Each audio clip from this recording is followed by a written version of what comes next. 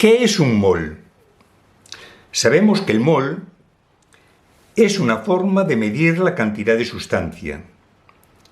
Pero diréis, eso ya lo hacemos con la masa.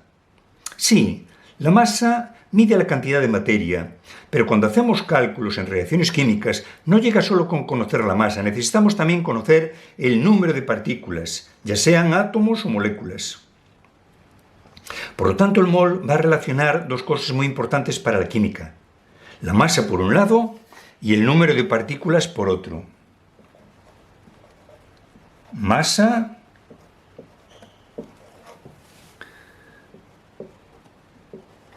y número de partículas.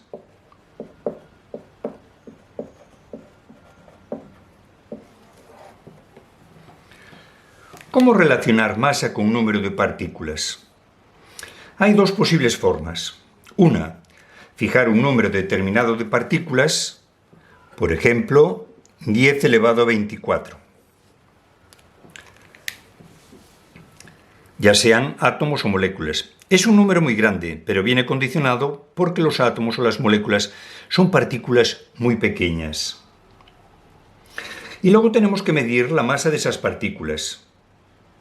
Entonces tendríamos una tabla de valores con la masa de 10 a la 24 átomos para cada uno de los elementos de la tabla periódica. Por ejemplo, 10 a la 24 átomos de hidrógeno tendría una masa de tantos gramos de hidrógeno.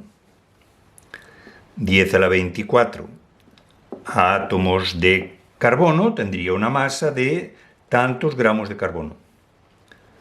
10 a la 24 átomos de oxígeno tendrían una masa de tantos átomos de oxígeno, tantos gramos de oxígeno.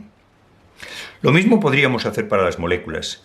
10 a la 24 moléculas de agua tendrían una masa de tantos gramos de agua. O 10 a la 24 moléculas de dióxido de carbono tendrían una masa de tantos gramos.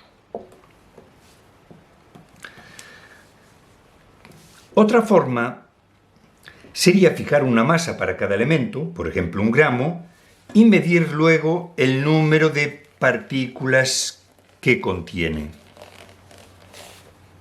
ya sean átomos o moléculas. Tendríamos otra tabla de valores.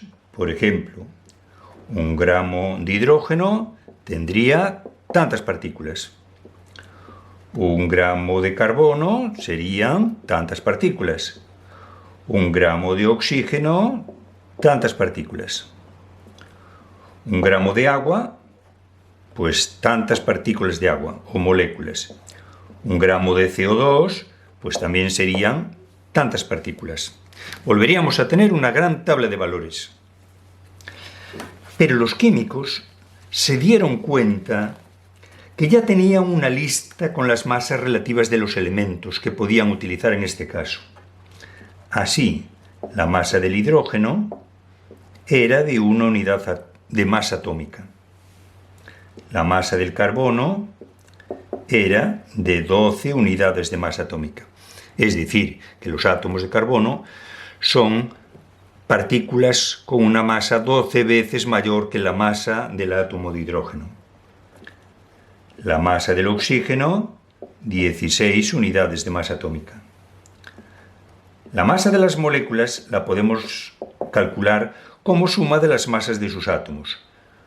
Para el agua tendríamos 2 por la masa del hidrógeno más la masa del oxígeno. Nos da 18 unidades de masa atómica. La masa del CO2 será la masa del carbono más 2 veces la masa del oxígeno. 44 unidades de masa atómica. Estas masas son muy pequeñas, no nos sirven para hacer cálculos, pero si las escribimos en gramos, ya tenemos una cantidad que sí podemos medir fácilmente en laboratorio. 1 gramo de hidrógeno, 12 gramos de carbono, 16 gramos de oxígeno, 18 gramos de agua, 44 gramos de CO2. En todas estas cantidades tenemos el mismo número de partículas. Si 12 si un átomo de carbono tiene una masa 12 veces superior a la masa del hidrógeno, en 12 gramos de carbono tendremos tantos átomos como en un gramo de hidrógeno. ¿Pero cuántos átomos tenemos?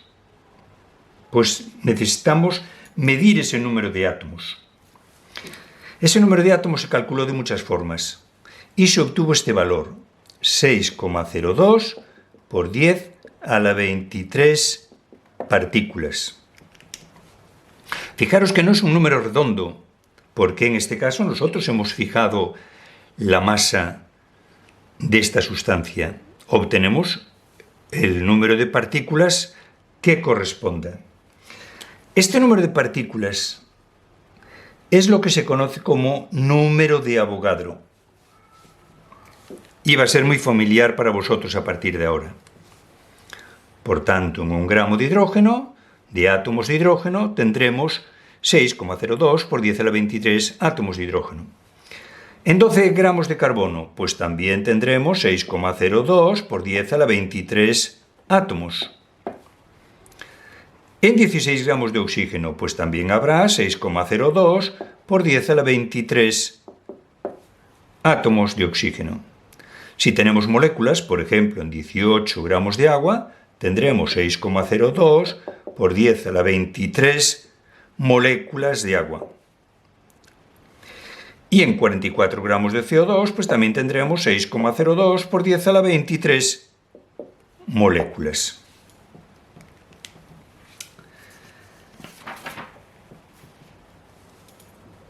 Ahora lo que tenemos es una relación entre la masa de sustancia y el número de partículas.